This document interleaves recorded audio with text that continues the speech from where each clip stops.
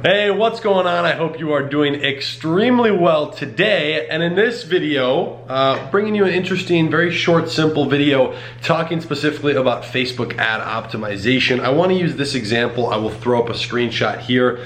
Spending $858 at about a 3.3 ROAS. Now, this is actually results for a fairly new client of ours inside of the Ecom season advertising agency. For those of you who don't know, we're a full service advertising agency where we actually do all the product testing to find the winner. So our clients don't necessarily need to come to us with an existing e-commerce business. And that's kind of what makes us stand apart a little bit from anyone else who does any sort of marketing for clients. Now, the thing here, and I want to just make this super simple, the key point that I want this video to revolve around is testing versus scaling. So I've shown different things about, spending $17,000 to make $120,000, which is like a 5.5 to 6 ROAS. And there's multiple ways this can go, but this is all built along like the simple philosophy that I have, which is if it's profitable, you keep it running.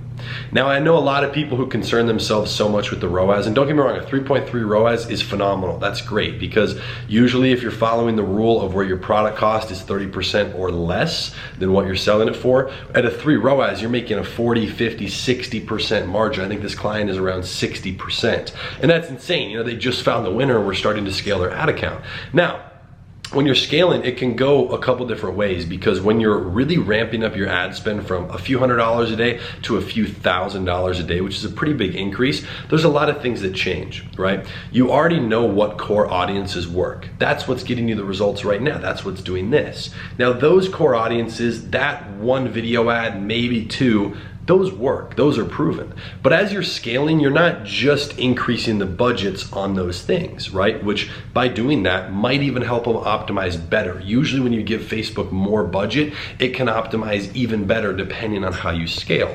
But there's other little things that we like to do for my own stores, my brands that I run, as well as all of our clients at Ecom season.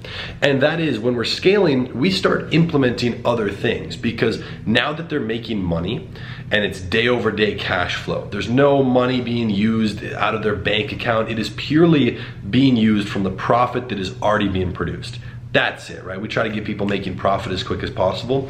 What we like to do is test a bunch of new audiences. And when I say a bunch, I mean a lot. I mean, we will create every single form of lookalike audience off of purchase, off of add to cart, even off of website visitors. We will have dozens and dozens of different audiences made, all being tested. And you put those in different groups inside of CBOs, all individually in ad sets. You can start spending $1,000, $2,000, $3,000 a day very quickly just on new audiences. Now, we slowly ease into that, right? It's not something we do just immediately for them, but we do like to test a lot more audiences because the more audiences you have working, the easier it's going to be to scale. But the second component to this, which is always built around the ROAS, is bringing in new ad creatives. Because now, let's say you have a video ad that's producing a 3.3 ROAS on interest targeting inside of a CBO. Well, what happens? Because you know that audience works, right? There's clearly people who like to buy. But what if you duplicate that and change the video ad to a carousel picture ad, right? Or a different video ad that you made, or a customer review where someone did a, not too high quality 40-second review on their phone, which by the way, those can convert great.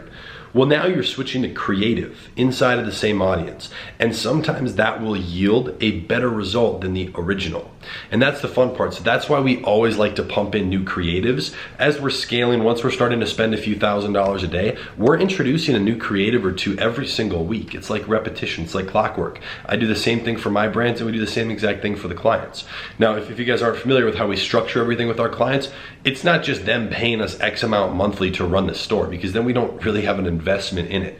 What we do is we take a smaller monthly retainer than we would normally have to, and then also take a percentage of the profits. Not a majority percent, but a decent little chunk, and we run everything. We do all the day-to-day operations, so we're invested in it as if it is our own. So that's what's more fun for us, but just keep in mind, when it comes to your ROAS, showing a 3.3 ROAS like this example here, I mean, someone could show a 10 ROAS, even a 2 ROAS. One of my single biggest brand that I've been running for over 2 years in the health and orthopedic space that does about $10 million online, my average ROAS across the ad accounts, there's multiple ad accounts, is 2.2 to 2.5. That's what we're operating at when we're scaling. I would still run it and do the same exact thing if it was at a 1.7.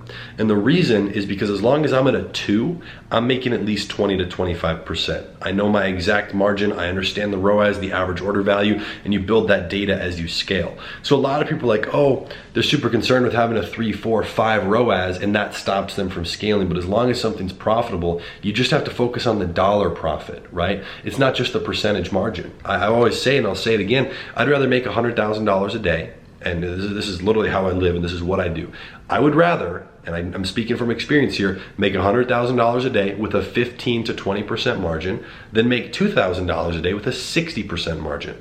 Because you're talking about making $20,000 a day in profit versus like $1,000. I mean, it's not even a comparison. And you factor in the tough to track value of you're reaching so many more people, your brand name is getting out there so much more, you're getting way more email opt-ins, way more followers, way more engagement. It's just better overall all around. It's such a much smarter long-term play, in my opinion. So let me know your thoughts. I would love to have a conversation with you guys in the comment section down below. If there's anything you'd like help with, we're an open book here at Ecom Season. Just so you guys understand the structure of this company and what we do. This is just kind of everything that I do inside of the e-commerce space publicly.